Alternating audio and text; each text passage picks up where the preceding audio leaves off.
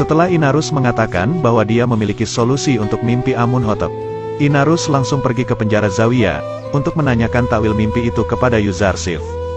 Sesampainya di sana, Inarus langsung meminta maaf pada Yuzarsif karena dia melupakannya selama 7 tahun ini dan merasa malu jika bertemu dengan Yuzarsif.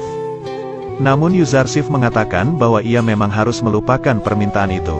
Setelah itu Inarus menyampaikan maksudnya mendatangi Yuzarsif adalah untuk menanyakan arti mimpi dari Amunhotep yang tidak bisa ditakwilkan oleh para pendeta kuil di seluruh Mesir.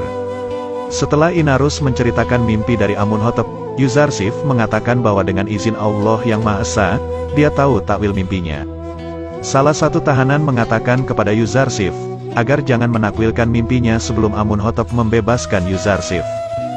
Namun Yuzarsif menolaknya, karena Allah mengajarinya takwil mimpi bukan untuk meminta imbalan sama sekali. Yuzarsif langsung menceritakan arti mimpi itu, bahwa Mesir akan ada 7 tahun masa subur, dan dalam waktu kurun itu mereka harus banyak bercocok tanam dan memanennya. Gunakan seperlunya dan simpan sisanya, karena setelah itu Mesir akan dilanda 7 tahun masa paceklik, maka gunakan gandum yang disimpan di masa subur, untuk rakyat Mesir agar tidak tertimpa kesulitan pangan. Inarus sangat senang, karena Yuzarsif ternyata memang benar bisa menampilkan mimpi Amunhotep dengan benar dan sangat jelas. Setelah itu Inarus kembali ke istana, untuk mengatakan semua takwil mimpi dari Yuzarsif itu kepada Amunhotep. Semua yang ada di istana langsung terkejut, bahwa mimpi yang ditakwilkan Yuzarsif itu benar, dan Putifar juga sangat mempercayai perkataan Yuzarsif itu. Bukan hanya itu, Yuzarsif juga sampai mengatakan solusi saat menghadapi masa paceklik nanti. Akan tetapi, Amunhotep mempertanyakan bagaimana gandum bisa bertahan selama 7 tahun tanpa membusuk. Sang ratu lalu mengatakan, bahwa mungkin Yuzarsif mengetahui caranya. Dan akhirnya Amunhotep menyuruh Yuzarsif untuk datang menemuinya di istana. Putifar juga mengatakan, agar merahasiakan takwil mimpi ini kepada para pendeta, yang pasti tidak bisa menakwilkan mimpinya sampai sekarang.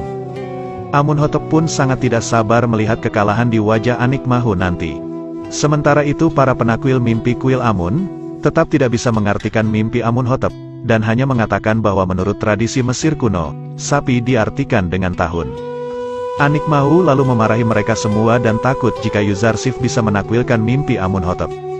Karena dia adalah penyembah Tuhan yang esa, dan jika mereka kalah di hadapan seorang budak Ibrani itu, maka keimanan para penduduk Mesir kepada Amun akan perlahan runtuh. Ketika Inarus kembali ke penjara untuk menjemput Yuzarsif, para penjaga langsung khawatir, karena mereka akan segera berpisah dengan Yuzarsif yang sudah membuat penjara Zawiyah terasa nyaman. Akan tetapi saat Yuzarsif akan dibebaskan oleh Kidamun, dia menolaknya. Karena sebelum namanya bersih dari segala fitnah Mesir, maka dia tidak mau untuk bebas dari penjara. Yuzarsif menyuruh agar Amunhotep menyelidiki kejadian terlukanya tangan para wanita bangsawan Mesir saat itu. Para tahanan juga menyuruh agar Yuzarsif melaporkan Zulaikha dan Putifar karena telah memenjarakannya begitu lama. Tetapi Yuzarsif menolaknya, karena mereka berdua sudah mengasuhnya sejak kecil, dan memperlakukannya seperti anak sendiri. Pada akhirnya, Inarus harus kembali ke istana, dan mengatakan syarat yang diminta oleh Yuzarsif itu. Amunhotep awalnya merasa heran, kenapa ada orang yang akan dibebaskan, malah meminta sebuah syarat. Dan ketika Inarus menjelaskan syaratnya, Putifar langsung mengatakan bahwa dia mengetahui semua kejadian itu, dan akan mengundang para wanita bangsawan ke istana untuk segera diadili. Putifar langsung memerintahkan Zulaikha untuk mengumpulkan semua wanita saat kejadian di mana para tangan wanita bangsawan Mesir terluka, untuk menuju istana menemui Amunhotep. Putifar menjelaskan kepada Zulaikha bahwa Yuzarsif tidak mau dibebaskan sebelum nama baiknya dipulihkan. Dia juga memarahi Zulaikha, karena pasti masalah tentang Yuzarsif akan dibahas, dan mereka akan segera terkena hukuman, akibat ulah dari Zulaikha sendiri. Zulaikha pun merasa bahwa dirinya kini siap dipermalukan, karena telah memenjarakan dan memfitnah orang yang tak bersalah. Sementara itu Padiamun mulai panik, karena istrinya juga ikut dibawa oleh Putifar menuju istana, dan mengadukannya kepada Anikmahu. Akan tetapi Anikmahu mengatakan, bahwa istrinya akan segera bebas dan tidak terkena hukuman sama sekali. Padahal Anikmahu lebih mengkhawatirkan bila Yuzarsif bisa menampilkan mimpi Amunhotep, daripada masalah dipenjarakannya para wanita bangsawan itu. Setelah itu, para wanita bangsawan diarak bersama-sama menuju istana, tanpa menggunakan tandu sama sekali. Hal itu sontak membuat semua warga Mesir bertanya-tanya, karena biasanya mereka pergi menaiki tandu, tapi kali ini mereka harus turun ke bumi dan didampingi para tentara istana Mesir. Sementara itu Anikmahu kembali memarahi para penakwil mimpinya, karena masih belum bisa mengartikan mimpi dari Amunhotep. Dia sangat khawatir, jika nanti ditanya oleh Amunhotep, dia tidak bisa membuktikan bahwa para penakwil mimpinya hebat dan berpengalaman. Anikmahu juga sangat khawatir jika Yuzarsif sudah tahu arti mimpi dari Amunhotep, dan akan mempermalukan para pendeta di hadapan para pembesar Mesir nanti. Kembali ke istana, para wanita mulai diadili oleh Amunhotep, yang menanyai kejadian apa yang sebenarnya terjadi kepada mereka dan Yuzarsif beberapa tahun yang lalu. Para wanita itu mengatakan, bahwa mereka tidak melihat aib pada diri Yuzarsif sama sekali, dan mereka menganggap bahwa Yuzarsif bagia kesucian yang tak pernah berbuat dosa. Pada akhirnya Zulekha mengakui bahwa sebenarnya dirinya lah yang bersalah, karena sudah terpikat dengan Yuzarsif bertahun-tahun untuk memilikinya. Namun tetap saja Yuzarsif menjaga kehormatannya dan menolak keinginannya. Para wanita bangsawan Mesir pun mengakui, bahwa ketampanan Yuzarsif bisa begitu memikat mereka, hingga membuat kesadaran mereka hilang saat mengupas sebuah jeruk. Zulekha lalu meminta maaf atas kejadian itu kepada Amunhotep, namun Amunhotep menyuruh mereka untuk meminta maaf kepada Yuzarsif. Karena mereka sudah menyia-nyiakan hidup seorang pemuda suci. Terlebih lagi kepada Putifar dan Zulekha yang memenjarakannya selama ini.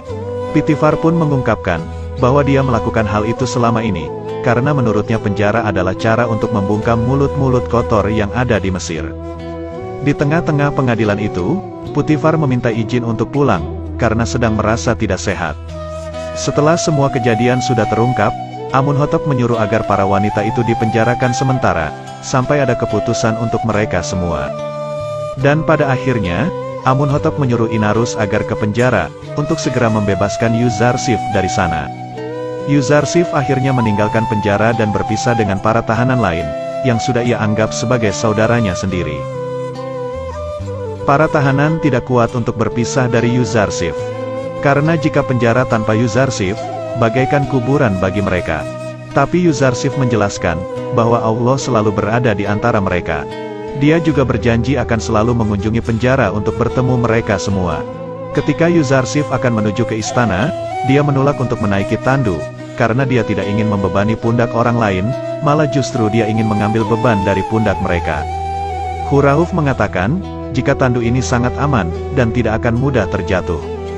Yuzarsif langsung mengatakan, bahwa siapapun yang menaiki pundak orang lain, pasti akan jatuh suatu saat nanti. Yuzarsif pada akhirnya menaiki kereta kuda menuju istana Amunhotep.